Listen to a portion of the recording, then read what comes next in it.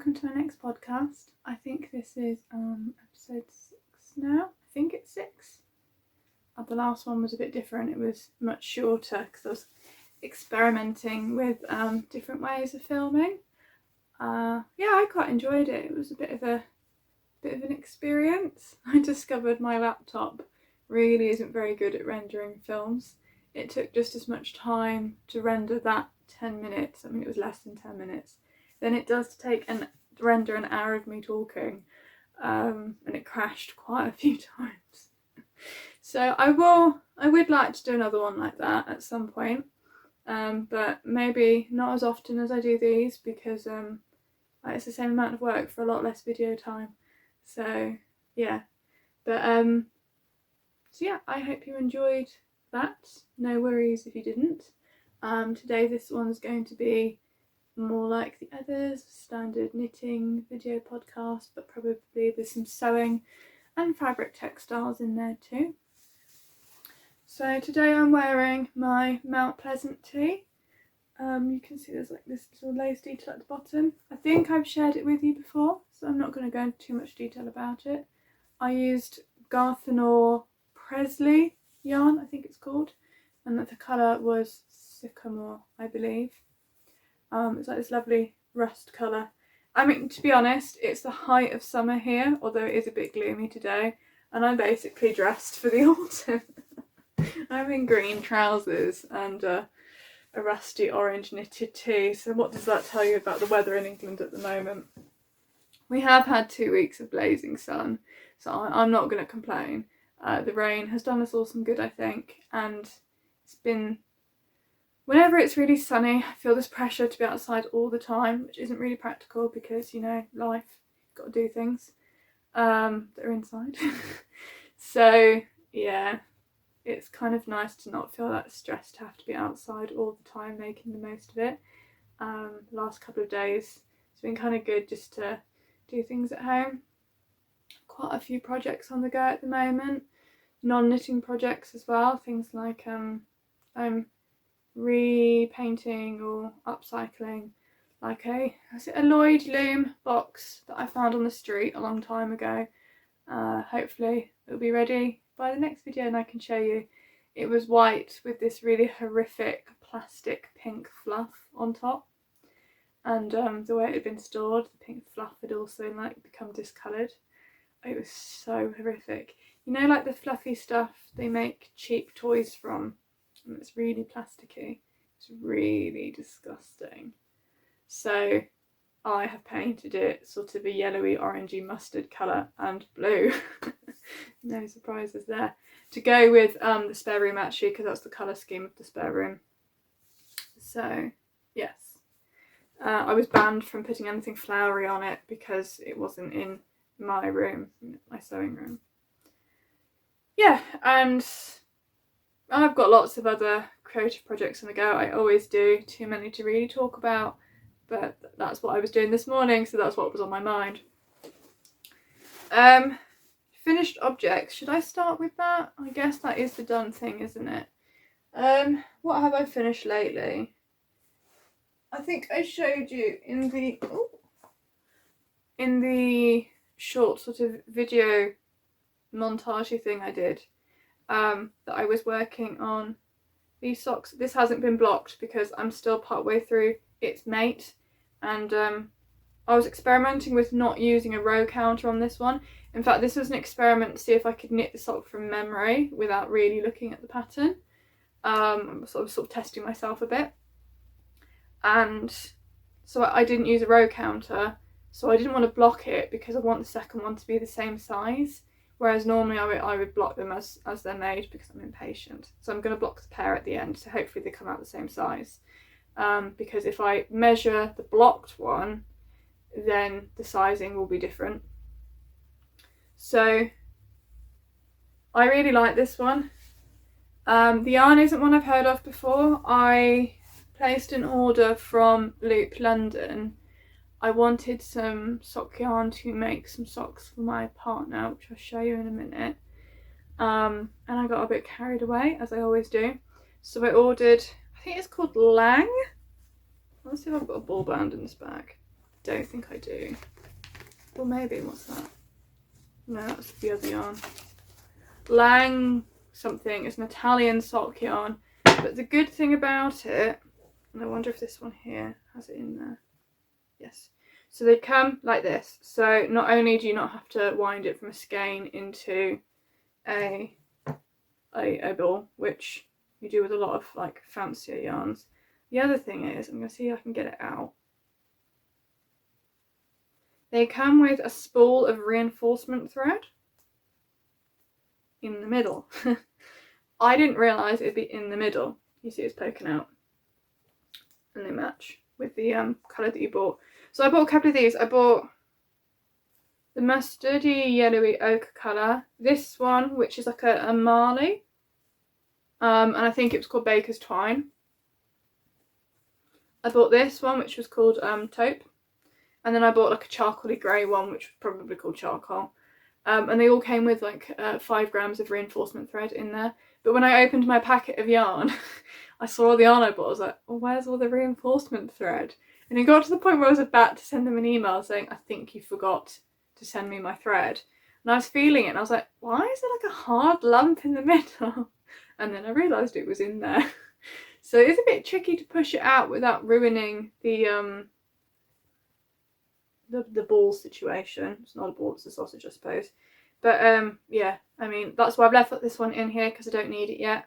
I'm not knitting this one on a heel toe yet, so I haven't wheedled out the spool of thread. I figured I'd leave it in there until I need it. So yeah, I'm making these ones for myself. These aren't the ones for my partner. I only knitted one because I thought I really need to crack on and make his, because his involved colour work. And like my last pair, I sort of anticipated I might have to knit them more than once because I've never done it. Never done socks for a man before or colourwork socks for a man before. So I was kind of preparing myself. So I asked, he said he wanted some hand knit socks for his birthday, which is end of August. And I was like racking my brains. I wanted to do some as a surprise. I was trying to think what sort of things does he like, should I do? He's very into vintage, industrial, British stuff. So I thought, well, maybe I could pick a colour scheme from, I don't know, a control room in a power station, sort of thing he likes.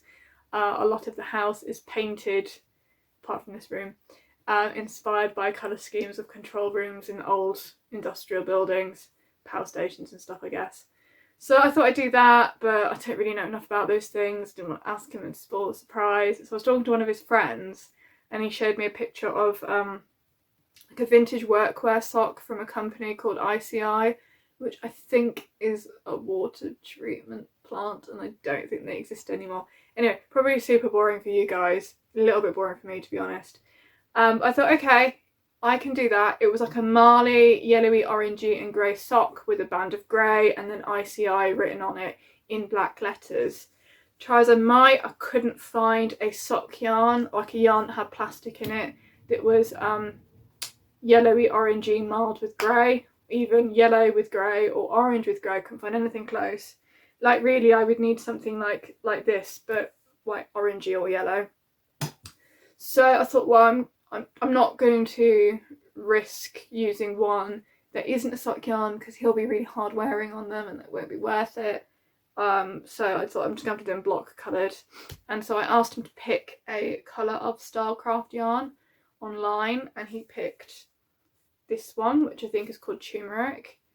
I have to be honest, I don't like it. I don't know, you're probably going to say, but you're wearing a similar colour. I think this colour is completely different. To me, it's a bit wishy-washy, like watered down. I don't know, it's not really rich enough for me. But he seems to like the colour. I've also noticed it is the colour of one of the walls he's painted in this house, so he must like the colour. And I started on his sock. I had to make the chart for the letters, which actually I might have right here. Let me just grab. Oof. Do I have it? Yes, I do. Oh, God. How very elegant of me, sorry. I'm sat on the floor, so it's a bit tricky. I mean, you know, like, it's really basic. It's just ICI. but I was trying to think about the direction of the letters, how big are those stitches going to be. I initially drew it much smaller. I mean, I'm sharing this because it was actually quite an interesting experience trying to make your own chart. I've never done that before, so it was a nice easy one to start with. And so I knit that bit up, and I mean it's going to be back to front because I'm showing you on camera, so I promise you, is it back to front on camera? I won't be able to tell until I look on the computer. If it looks back to front to you, it's not to me. And so, you know, I was fairly pleased with how it looked. I mean, for a hand knit sock that is going to be ugly no matter what I do, I mean, I'm not going to like it. I think it's horrid, but that's not the point. It's not for me. But I got him, I've got a lifeline in here, which you may not be able to see. I don't know how much it's going to show up on the camera. And I got him to try it on before I did the ICI to make sure he could get it on. I then did the colour work and put another lifeline in, which is why it's curling up, because there's no needles in this at the moment. And he couldn't get it on. So I've had the same problem as I had with my last colourwork socks. It just doesn't stretch enough. So I don't really know what I'm going to do. I've already gone up a needle size to do the ICI. I'm worried if I go up again that it will look really weird. I'm going to give it a go. Otherwise, the only thing I can really think of is to increase some stitches in the grey bit before doing the ICI and then decrease them out afterwards. But I'm worried that you'll get like a pouchy pocket effect. So I don't know. But I mean, I kind of need to knit some socks in this yarn now because I don't want it. Worst case scenario, I guess he'll end up with orange taupe on black striped socks. But that's a bit rubbish. It's a bit boring. Yeah, so work in progress, mild disaster so far, but it's okay. I'll have another go and we'll see how it goes. So the orange yarn is West Yorkshire Spinners. Don't know if I said that or not. And then the contrast colours are these Italian ones, and I'll put a link to the name of it below because it's Lang something. I'm not really sure what the rest of it was, and I quite like it actually. It was nice to work with. It feels nice, but I've not worn it yet, so I can't tell you how it feels. So my next, these were finished before, but just I thought I would share with you. I've started to wrap them up for my mum for her birthday present. Sorry, my hair is stuck to them.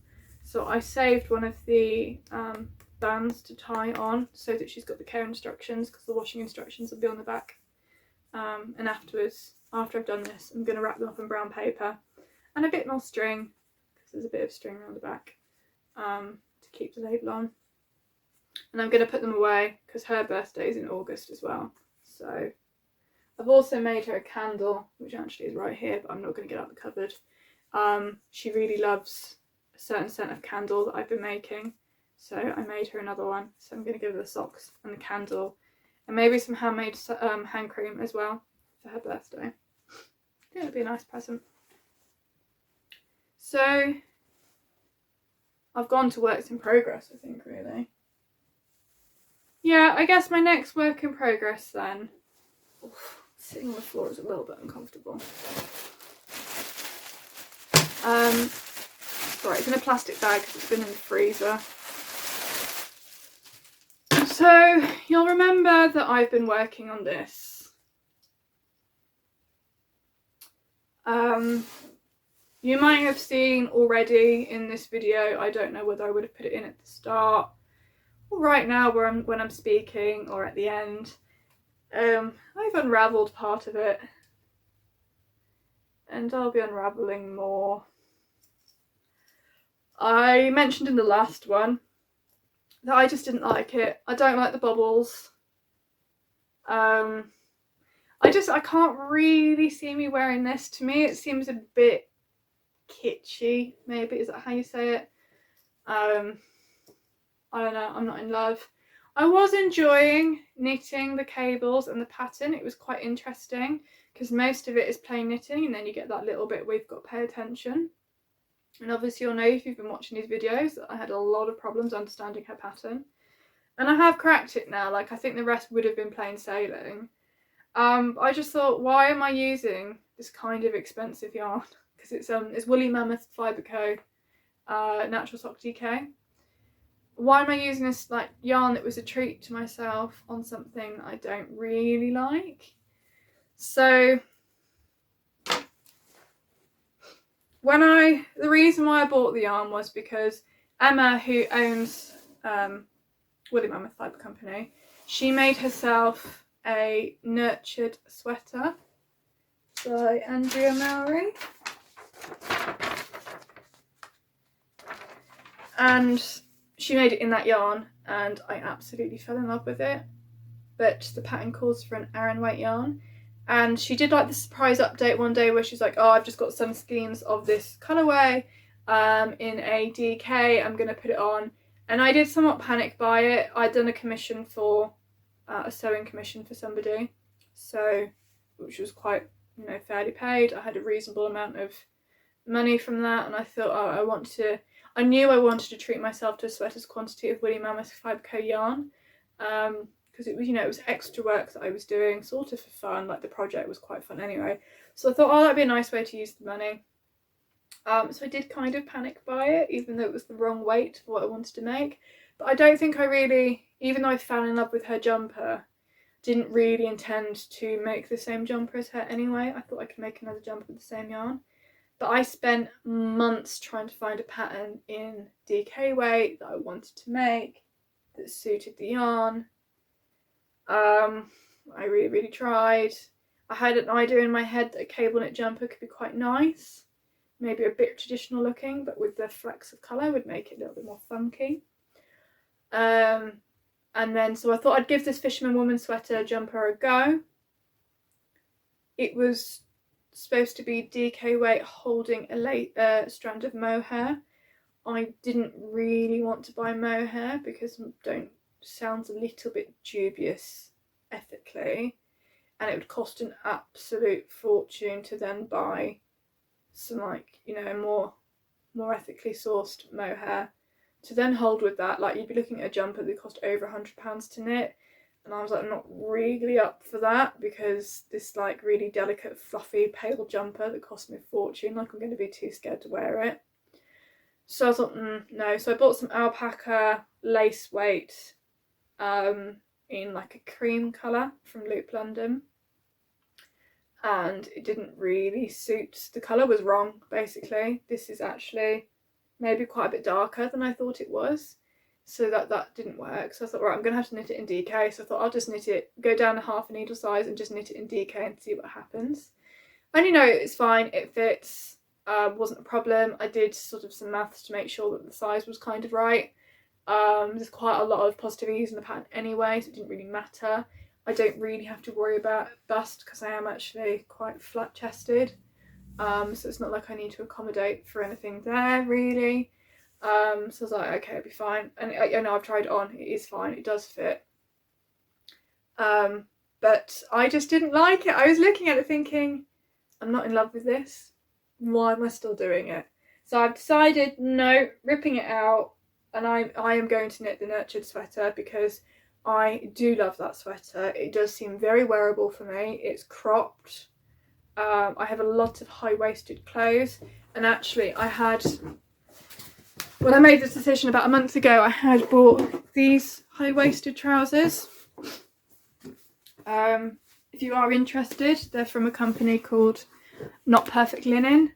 They are quite a sustainable, ethical brand. It's like small family owned in Lithuania, which I think is where a lot of linen comes from. It's all eco-tex, which does mean, they're not cheap. I mean, I say that with some kind of, I don't like saying that, because actually I think they're very well priced for what you're paying for. You're paying for somebody to make your clothes, the time it takes, the fabric it takes. They do custom alterations to an extent within the charge. I think if it was like really wild and like extremely customized, probably would charge you more, but like it is, I think, yeah, I mean, anyway, they're really lovely company, and I knew that these were going to be coming in this kind of really rich green, and they'd be really high-waisted, so they would go really, that jumper would also go really well with these. So I thought, right, well, if I knit the other one in DK and it was fine, I'm going to try knitting this one in DK, and I'll just try it on as it goes and make sure it fits. So that's exactly what I did. I'm now, so with the Nutured sweater, you do the sleeves and then the body up to here, and then you join everything up and you do the yoke. So in a sense, you can use, she recommends you use your sleeve as a swatch. So I've done a sleeve. I mean, it does look quite narrow, but I've tried it on, so I think it's fine. It is quite stretchy, so I think it's okay. It is maybe going to be quite tight, but I mean, looking at hers, possibly mine is tighter because it's a DK than hers is. But I'm not too worried about that because I have quite thin arms anyway. My wrists are really thin as well. Maybe it's a jumper that I wear over a long sleeve top. Maybe not loads of layers underneath it. That's fine. I think it'll be really pretty.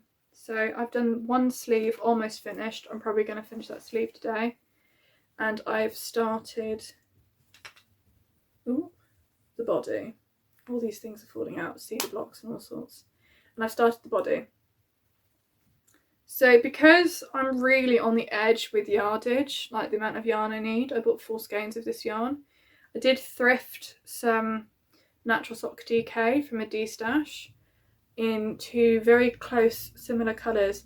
So I don't think you can even see on the camera, but this is a very pale pink. The ribbing is like this really sort of pale blush colour, and then the body of the knit is in my slightly speckled. I wonder, actually, maybe that's a bit, you can see the speckles on that side a bit more. So yeah, I'm going to do the neckband in the pink. This is the pink. Yeah, see, I have to look at it quite closely to tell, but that's how close it is. This is the pink. And this is the speckled. So they are very similar. The speckles are very subtle. I'm not sure how well you're going to see it on the camera. So that was quite a good find on eBay or wherever it was, secondhand. It wasn't eBay. I think it was just a D-stash from Ravelry. But I'm probably, what, quarter of the way through, third of the way through. So I think after this today, I'm going to unravel this, unravel the ICI bit on this, and re-knit. It just seems like such a waste of work, but you know, it's worth it to have something you love. I mean, on the subject of knitting things that you don't really love, I think it's out of reach. Oh, it's over there. I'm not going to go grab it. My coloured crows shawl I've been working on, not really in love with that either, so wasn't in love with the first one. Maybe I don't like the pattern, which is a shame because it is a really pretty pattern. I think I'm going to have to rip that out as well because I'm just not loving it. I think when you spend like a reasonable amount of money on nice yarn and you're spending all that time making something, there's absolutely no point bothering to make something you don't like. So I'm really trying to be strict with myself, and you know, if it's not something I love, I'm just not going to bother, because otherwise I'm not ever going to wear it, or I'm going to look at it every time and think, oh, that was a shame. So yeah, but I think that's all the knitting I'm working on at the moment. My jumper, I've shelved the shawl for now, a couple of pairs of socks. Yeah, I think that's it. What's in this bag? This might be the other part of the sock actually. Oh yeah, it's the other part of the sock. Oh, here we go. Here's a ball band for the sock yarn. Lang Yarns Jawoll Superwash. It's not a very flashy label. Yeah. So there's 210 meters in each thing. I don't know if that includes the reinforcement yarn or not though. So And it's in my new Wolf and Swan bag I made, which I absolutely love. Really enjoy using it. It's got a little pocket on the back as well. I really enjoy these bags. They just feel really nice to use. Because they've got batting in them, they feel quite substantial. And they stop your needles poking through as well, which is quite good. So yeah, really enjoying those. I guess maybe then what's left to talk about is textiles.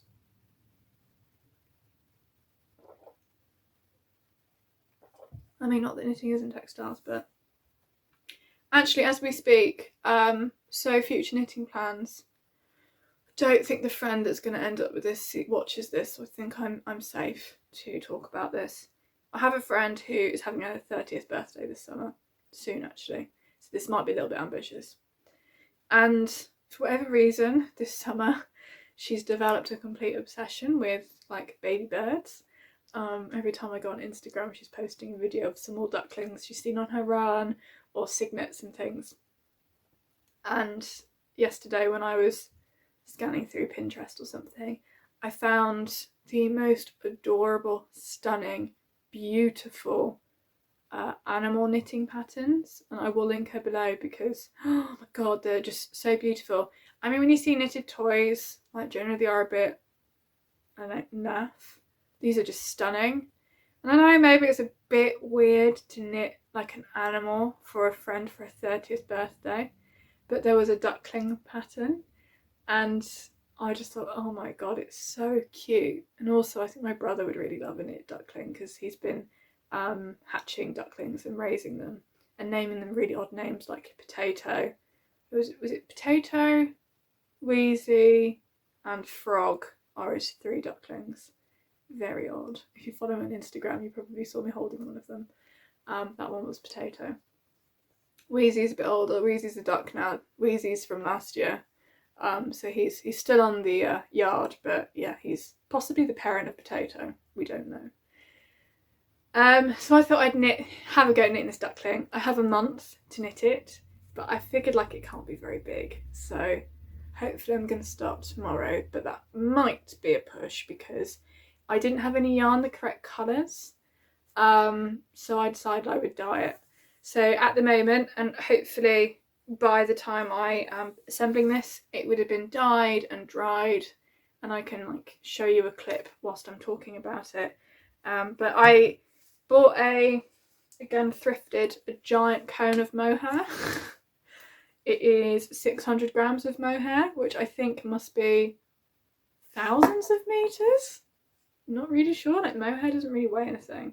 But I don't know if it was 600 grams including the cone, to be honest. I haven't weighed it because I kind of thought, almost what's the point?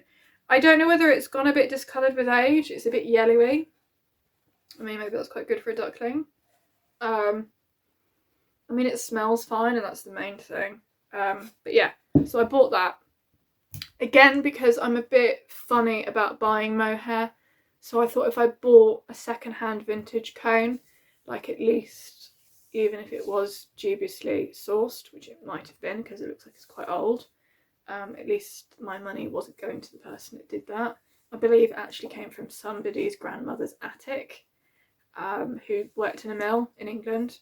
I think the mill, it actually says the mill on here, Bingley Mills.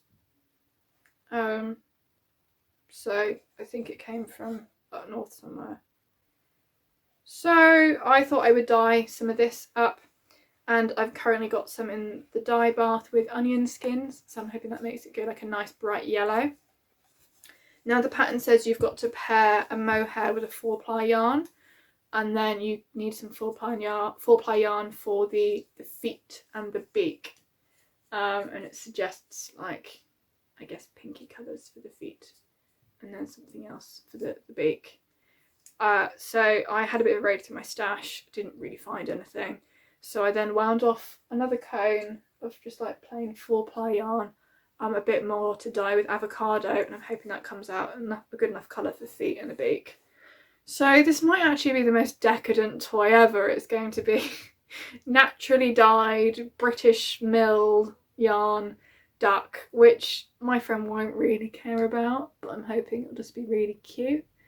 And if it doesn't work, who knows what I'm going to give her. I really didn't know what do you give somebody for their 30th birthday that isn't totally naff. I feel like you need to give them something nice. At the same time, I don't really like buying things people don't need. What's the point?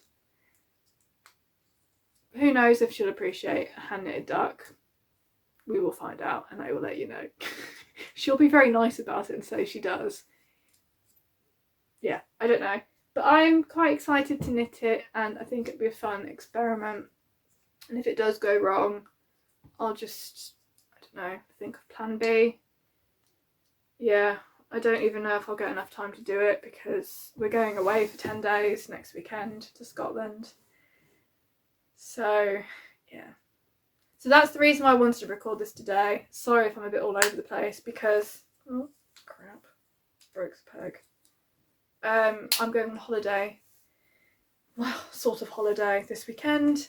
We're going to go on a road trip. We're going to sleep mostly in the back of the car because that's what we do when we camp, but also so that we're not around people too much. Car camp, tent camp, and go on a bit of a road trip from here to the Highlands and back. So that'll be really lovely. It's, 5 days off work plus 2 weekends either side. Don't really know how we're going to shower in that time. We have booked an Airbnb, which is like a canvas structure in the woods that has a shower block nearby, for 2 nights. But 2 nights and 10 days is not enough showers. So yeah, we're just going to play it by ear, I think, because the COVID situation is kind of up and down here. Like 1 minute it seems like it's getting a bit better and the next minute it sounds absolutely horrifically awful. So I'm trying not to think about that, but that's part of the reason why we want to keep to ourselves. I'm not sure if we're going to really visit cities much. I know my partner wanted to look at some old pubs, but we'll see. If it's going to be really scary, there's no point. But yeah. I mean, we are quite fortunate we've been jabbed, so yeah, but I don't really, it's not for other people, I don't think. I don't know. And I'm not going to go on about that because COVID's rubbish. It's really awful. I don't really want to think about it. It's just be nice to be in the countryside on our own, not around people at all, and just see some beautiful things. So I'm probably going to insert some footage at the end from a trip we took a few weeks ago, which I have mentioned, but I mean, it doesn't really matter. I just think it's just beach knitting. Because I thought it was quite lovely and I don't think I shared it with you before. And then hopefully the next time I will be back from Scotland, maybe finished at least one of these ICI socks, maybe some other things, maybe this duckling, who knows, and I can show it to you. So I think that's the knitting. I do have a couple more things I wanted to show you. So if you're not interested in sewing, you can turn it off. But for work a couple of weeks ago, I was experimenting with something called Cyanotype. Is that how you say it? It's also known as sun prints. And I was doing them on paper. You can see a little one here above my head, the blue thing. It's like a it's like a photographic technique that I think was around in the Victorian times. And you use the sun to expose a print. And so I was having an experiment with it for work. And then I read on the back of the packet of the liquid you use to make the print that you can use it on other surfaces. It said, oh dear, I'll retrieve that later if I can get to it. Assume I can. I did think that was a bit of a risk balancing it up there. But it said you could use it on other mediums, including fabric. So had a bit of a go and I'm really pleased. So this is some cow parsley. What you do is you paint the fabric with this chemical, let it dry in a dark place, and then you put something over the top, and then you put it out in the sun and it exposes it, and then you rinse it out. So that was some cow parsley, and this is a fern. And I did it on just some unbleached calico. And I did wonder, wouldn't that make the most amazing project bag? I think it would. So I'm probably at some point going to stitch these up into project bags. So this one would have a fern going across the bottom, I think. Not really sure about that. I don't know whether having all of this natural at top looks right or not. It would look better if the whole thing was blue, but the thing is, like, the fabric soaks up a lot of the chemical, so it makes it quite expensive just to have all of that blue and then not expose anything on it. So I don't know whether it's better to have like natural panels or whether to cut this in half and stitch something else to it. I don't really know, but I thought that could be quite nice. I mean, I don't need any more project bags, but I'm a bit addicted to them and I use them quite a lot, especially when I have lots of projects on the go. And then the other thing I've been sewing, so there's a fabric website called Minerva Fabrics, and they occasionally send me fabric I've chosen in exchange for writing a blog post. So they sent me some of this really lovely, I'm sorry this is a bit crinkled because I've been wearing it, actually maybe the back is better, cotton by Art Gallery Fabrics. And I decided I was going to make some summer pyjamas, and I'm about 3/4 of the way through making those. So these shorts are finished and they're wrinkly because I have actually been wearing them. So I used a free pattern which I can link below. However, I don't really rate the pattern, to be honest. First of all, the seam allowances aren't included in the pattern, and she does warn you that, but I'm so used to them being included. Like, obviously, even though I kept thinking, when I cut this out, I need to add them on, I didn't. And so they were going to come out way too small. I think even if I had put the seam allowances on, they would have been too small. Ended up having to put like an extra panel down the side of the leg.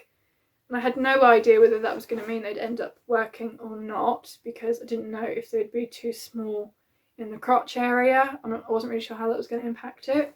But they do fit. I can wear them. They're fairly comfortable. Sleeping in them, annoyingly less so, because there's like a little bit less ease in that area. So they can bunch up a bit, which isn't really what you want.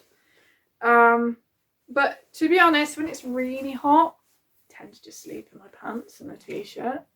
Maybe too much information. So I'm making a matching top to go with these. I'm using a pattern I already had, the Ogden Cami, I think it's called. It's just like a basic tank top. It's a really lovely pattern actually, and it's really good for hacking and making into other things.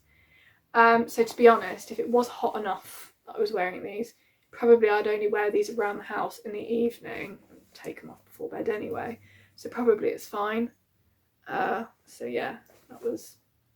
And I put some cotton tape, the same that's actually in my project bags. I bought loads of it a while back, and some wooden beads so that it doesn't accidentally get sucked back into the channel. And they are elasticated, but they've got this as well. So more for look than anything else. Yeah, so I'm quite pleased. It was a free pattern. They've got pockets. I can only just get my hand in. Another thing I wasn't that keen on. Partly because of the seam allowance debacle. That's why I can only just get my hand in. But yeah, I mean, they're wearable. Just perhaps would have come out a bit better if I'd bought a pattern. But being that I'm unlikely to make another pair, because I've got a couple of pairs of cotton shorts already to wear around the house in the evening when it's hot, and let's face it, it's not that hot in England for that long, so I didn't really see much point in me making myself multiple pairs of shorts. You know, maybe a pair of linen shorts would be quite nice, but I don't really think I'm a shorts outside kind of person. Not because I have any bad feelings about my legs or anything, but because I quite like wearing skirts and dresses. So yeah, probably there isn't much need for me to wear or to make any more shorts. So I really think that is it now. I'm looking around me, I can't see anything else worth showing you really. No. So yeah, that's what I've been up to. I'm not sure whether that was a lot or not. I mean, I feel like I'm always making things, but not everything is worth showing. So yeah, I hope you enjoyed that. This should be quite easy to get up fairly quickly because I'm not going to do too many like cutting in and adding things. The more I do that, the harder it becomes to upload it because it's more of a drain on my computer. I have no fancy tech, like no lights, I haven't got a computer that's particularly good at processing things.